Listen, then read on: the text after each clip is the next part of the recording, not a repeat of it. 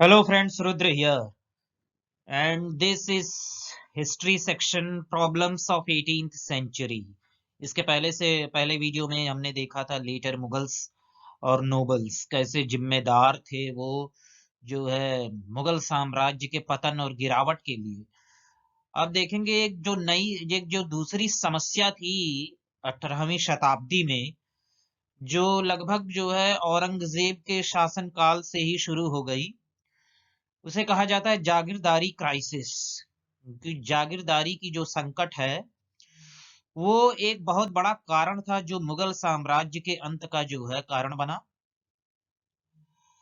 जैसा कि कुछ इतिहासकार कहते हैं कि जो जड़ है मुगल डिक्लाइन का, वो उसके संस्था में और उसकी तंत्र में, उसकी प्रणाली में, जो उसके शासन और प्रशासन की व्यवस्था में है, ना कि किसी पर्टिकुलर राजा के व्यक्तित्व में कि वो कैसा है, विलासी है या बहुत ही मजबूत है, कैपेसिटी वाला है, या उसकी कुछ स्पेसिफिक नीतियों के कारण है। जैसे मान लीजिए जो धार्मिक असहिष्णुता है औरंगजेब के समय की, मतलब कि नीतियां उतनी जिम्मेदार नहीं है जितना कि प्रणाली, वह तंत्र, वह सिस्टम ऑफ गवर्नेंस जिम्मेदार है। तो वो सिस्टम ऑफ गवर्नेंस क्या था? जागीरदारी crisis is one such reason. तो जो मुगल साम्राज्य था उसके एपेक्स पे, उसके जब से टॉप पे जो है एम्परर होता था और उसके नीचे अरिस्टोक्रेसी होती थी। मतलब कुछ पावरफुल लोग हैं, वो जो है उनके अंडर में जो है मिलिट्री है पूरी। मतलब कुछ सेना के अधिकारी हैं जिसे कह सकते हैं, जो जागीरदार होते थे, जो जमींदार होते थे, जो बड़े पदाधिकारी थे, जो नोबल्स थे। तो ये मिलिट्री अरिस्टोक्रेसी जो है उसे कहा जाता था मनसबदारी सिस्टम प्रथा। तो ये मनसबदार थे क्या? मनसबदार जो है, मनसबदारी प्रणाली जो है, इसको अकबर ने लाया था। तो Mughal empire sought to develop a centralized administrative system की जिसके सेंटर पे जो है, केंद्र पे जो है एक सम्राट हो और बाकी जितना भी तंत्र प्रणाली है सब उसी पे निर्भर हो। मतलब केंद्र पे सब निर्भर हो। फेडरेशन नाम की कोई चीज नहीं थी कि जो है सत्ता का जो है, शक्ति का जो है विभाजन नहीं था। केंद्र में केवल एक शासक था जो मनसबदारों को नियुक्त करता था। और ये मनसबदार जो है कौन थे? जैसे राजा जो है किसी को जो है एक जागीर दे दिया, एक जमीन दे दिया और बोला कि आप जो है इतना जो है सेना मेंटेन करिए, सेना की सैन्य की इतनी टुकड़ी मेंटेन करिए, इतने घोड़े मेंटेन करिए, ताकि जब लड़ाई हो, जब युद्ध हो, तो आपको बुलाया जाए तो आपका जो एक कोटा है सैनिकों का वो वहां उपस्थित रहे। और आपको इतनी जमीन दी जाती है और इससे जो जमीन से जो इनकम आएगा, जो कृषि से और व्यापार से, वो जो है उसका कुछ हिस्सा जो है एम्पर सम्राट लेता था और जो है कुछ हिस्सा जो है बाकी कुछ वो मनसबदार लेता था ताकि उसका जो है खर्चा चल सके।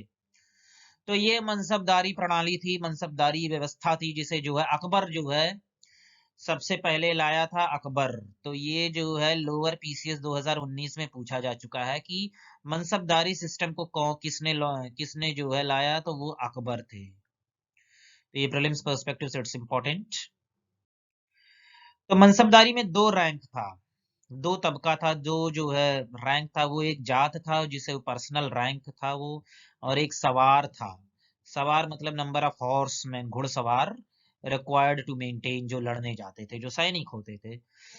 तो जात और सवार ये दो तरह के रैंक थे। तो ये डुअल रैंक जो है, ये उस नोबल मैन, उस पदाधिकारी, उस जो है उसका पोजीशन इंडिकेट करता है कि उसका स्टेटस, उसकी औकात बेसिकली कह सकते हैं।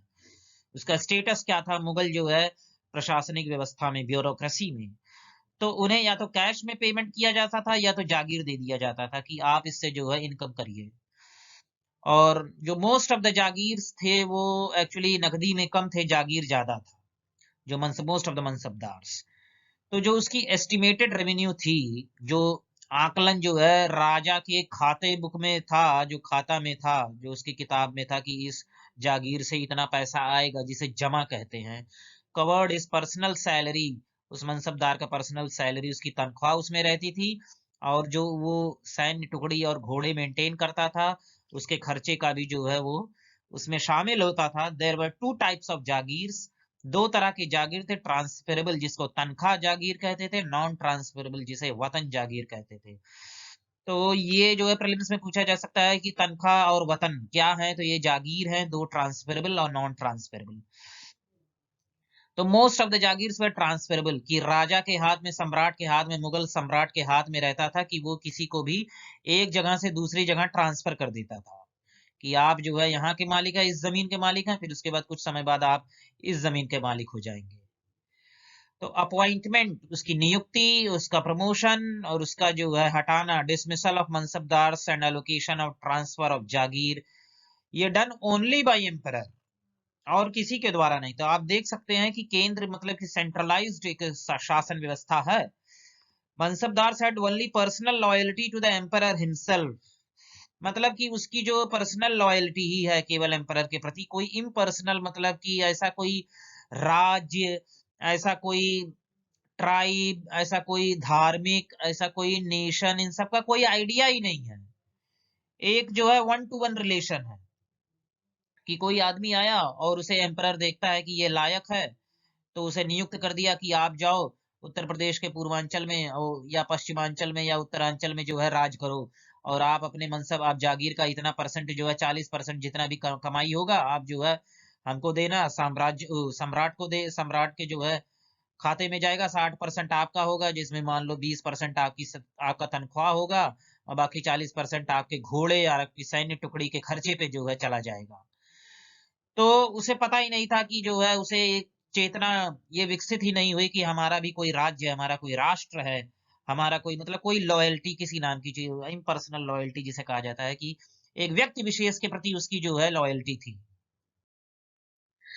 The effectiveness and permanence of this relationship, ये जो एम्परर और मनसबदार के बीच में जो संबंध था, उसकी इफेक्टिवनेस जो है वो एम्परर के पर्सनल क्वालिटीज पे डिपेंडेंट थी। ऑफ कोर्स, कि अगर जो राजा जो है उसके पर्सनल क्वालिटीज अच्छे हैं, व्यक्तिगत जो उसके गुण हैं वो अच्छे हैं, तो जो है वो सही बंदों को चुनेगा। तो ये रिलेशन है एम्परर और मनसबदार के बीच में जो है, ये इन दोनों के एक्चुअली कहा जा सकता है कि पर्सनैलिटी पे और इन दोनों की बॉन्डिंग पे डिपेंडेंट है। क्योंकि लाइक डिसॉल्व्स लाइक, जैसा जो है जैसे को तैसा मिल ही जाता है। अगर जो राजा सही है, सुदृढ़ है, कैपेसिटी वाला है, तो वो सही लोगों को चुनेगा। और ये कांस्टेंट एक्सपेंशन ऑफ रिसोर्सेस, कि हमेशा जो है जागीरों की कमी दिखती थी, क्योंकि राजा जो है खुश हो जाता था, किसी को जागीर जो है नियुक्त कर देता था, नए बंदों को, जो नए लोग आते थे जो है, और उनको भी जो है जागीर दे देता था। तो एक कांस्टेंट ड्राइव होता था टुवर्ड्स जो है कि और भी जो है टेरिटरीज और भी जमीनें जो है मुगल साम्राज्य के अंदर आए। और ये एक कारण था कि औरंगजेब अपने जीवन के अंतिम 25 साल जो है दक्कन में, जो वर्तमान का जो है महाराष्ट्र कह सकते हैं, और कर्नाटक और आंध्र प्रदेश, तेलंगाना, इसको जो है अपने साम्राज्य में को मिलाने में जो है लग गया। सो दिस कॉस्ट जो है श्रिंकेज ऑफ द रिसोर्सेस, तो यहाँ रिसोर्सेस की जो है कमी हो गई, क्योंकि उसकी डिमांड जागीर की बढ़ती गई। और प्लस राजा ने अगर जो डिमांड कर दिया, आपको जागीर अलॉट कर दिया, और उसका खाता बुक में है कि इसमें जो है 2 लाख रुपया जो है महीना इनकम आता है, लेकिन वहां मनसबदार गया, वहां देखा कि यह तो बंजर भूमि है, यहाँ पर तो उतना जो है पैसा आ नहीं रहा है, तो वो राजा से विद्रोह कर देता था। तो राजा को फिर देखना पड़ता था कि भाई दूसरा कोई जागीर जो है इसको अलॉट करो। तो एक जागीर की कमी हमेशा अच्छे जागीर की बनी रहती थी। और दूसरा ये भी है कि जागीरों से जो इनकम था वो अनइवन था, कि लगभग जो है 10%, सपोज एग्जैक्ट फिगर नहीं है, लेकिन 10% जागीर जो है 70% जो है टोटल जागीर का इनकम जो है कंट्रोल कर रहे हैं। तो एक तरह से नोबिलिटी में, नोबल्स के बीच में, पदाधिकारियों के बीच में जो है एक तरह से जलन की भावना भी थी, गुटबाजी भी थी, और एक कंपटीशन लगा रहता था कि हमें अब बढ़िया जागीर कैसे मिले। तो देख रहे हैं आप कि आप एक जो है एक स्टेट के लिए, एक राष्ट्र के लिए जो है लड़ नहीं रहे, आप अपने पर्सनल सेल्फ इंटरेस्ट के लिए जो है लड़ाई चल रही है यहाँ पर। तो ये एक बहुत बड़ा कारण था जिससे जो है मुगल शासन और प्रशासन जो तंत्र है, जो व्यवस्था है, वो बड़े कमजोर पड़ती गई। The income from the land revenue was very unevenly distributed, जो अभी मैंने बताया। Jagirdar this created jealousy, tension. Number of mansabdar बढ़ते गए, एरिया जो है वो उतना ही रहा, और प्लस जो है भूमि बंजर है तो वहां विद्रोह भी हुआ। Many jagirdars remained jagirless for many years, क्योंकि वो ट्रांसफर हुआ करता था तो जागीरों की चूंकि कमी थी, कई बार जागीरदार जो है मना कर देते थे कि हमें वो जागीर लेके हम क्या करेंगे, तो कई साल ऐसे भी बीत जाते थे कि वो जागीर लाश मतलब बेरोजगार हो जाते थे। दूसरा ये भी है कि प्राइस राइस हो गया, क्यों? क्योंकि यूरोपियन मार्केट्स के खुल जाने से, यूरोपियंस के आ जाने से, तो यहाँ का जो लग्जरी गुड्स है वो यूरोप में फ्लो करने लगा, तो महंगाई यहाँ पर जो है, सप्लाई जो है बंद हो गया। सप्लाई बंद नहीं हो गया, कम हो गया, क्योंकि जो है जितना सप्लाई होता था उसका जो है कुछ अंश जो है यूरोप जाने लग गया। तो जब सप्लाई कम हो गया तो उसका प्राइस, उसकी कीमत बढ़ गई। तो जागीरदार्स वेर ऑल्सो फ्रीक्वेंटली ट्रांसफर्ड, उनका ट्रांसफर भी बहुत फ्रीक्वेंसी में, बहुत जल्दी हो रहा है। तो सेंस ऑफ पर्सनल इनसिक्योरिटी बनी रहती थी कि जो है कहीं हमारी जागीर चली ना जाए, कहीं हमारी जागीर, मतलब वो ज्यादा ध्यान शासन और प्रशासन में नहीं दे रहे हैं, चाटुकारिता में दे रहे हैं, गुटबाजी में दे रहे हैं कि कहीं उनकी जागीर ना चली जाए। तो जागीर की कमी से जो है कितने सारे प्रॉब्लम्स आ रहे हैं, ये आप देख रहे हैं। Nobles tried to get maximum income from their jagirs at the cost of the peasants. क्यों? क्योंकि भाई जब इनकम कम है, सपोज एग्रीकल्चर से, खेत से, ट्रेड से, मान लो ट्रेड फ्लरिश नहीं कर रहा है, तो उससे क्या हुआ? उससे क्या हुआ कि जो पदाधिकारी है, जो नोबल है, वो जो है किसान से बोल रहा है हमें ज्यादा जो है लगान दो, जितना आपके पैदावार है उससे ज्यादा जो है हमें, जितना आप देते थे उससे ज्यादा। तो पेजेंट्री जो किसान वर्ग है वो बहुत परेशान हुआ, उस पर बहुत अत्याचार हुआ। दूसरा ये भी हमने पिछले वीडियो में देखा था कि कैसे जो राजनीतिक सेंटर पे, जो दिल्ली में जो उथल पुथल मचा हुआ था, उसकी वजह से कुछ नोबल्स जो है अपने ऑफिसर्स, अपने पद को जो है अनुवांशिक जो हेरिडिटरी करने लग गए कि हमारा बेटा जाएगा, हमारा ही बेटा जो है फिर अगला जागीरदार जो है उसी को बनेगा, कोई और नहीं बनेगा। और टू बैलेंस देयर, चूंकि जो है इनकम की कमी की वजह से जो है खलीसा, जो खलीसा लैंड से, खलीसा मतलब जो क्राउन, जो सीधे राजा के अंडर में है, किसी नोबल मैन, उसको भी ये लोग अप्रोप्रिएट करने, उस पर भी उसकी इनकम को भी जो है ये अपने इनकम में शामिल करने लग गए, तो चोरी भी होने लग गई। They reduced their expenditure but not by not maintaining. अब जो है इनकम जब कम हुआ और जो है विलासिता का जीवन जो है ज्यादा जीने लग गए, तो खर्चे उनके बढ़ गए। तो उन्होंने क्या किया कि हमें जब 100 सैनिक मेंटेन करना है, या सपोज 1000 सैनिक मेंटेन करना है, तो 500 सैनिक मेंटेन किए, 700 सैनिक मेंटेन किया, ताकि उनका खर्चा जो है कम हो। तो ये होता है जब आदमी जो है कर्तव्य पे ध्यान न देकर जो है सुख और भोग पे ध्यान देता है, तो यही सब होता है कि full Kota of troops maintain नहीं हुए, तो जिससे जो है मुगल साम्राज्य की आर्मी वो कमजोर पड़ती चली गई। तो जब आर्मी कमजोर हो जाए तो मतलब कि कहा जाता है army is the ultimate sanction of any empire, of any nation, of any state.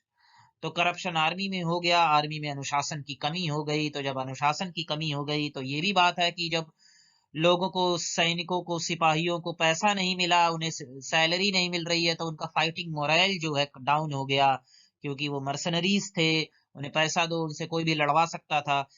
made it difficult for me to maintain a large army. Its soldiers and officers were not paid for months. कई महीने बेचारे जो है बिना तनख्वाह के रहते थे, तो कौन लड़ेगा। Often on the verge of immunity, विद्रोह भी बहुत हुआ।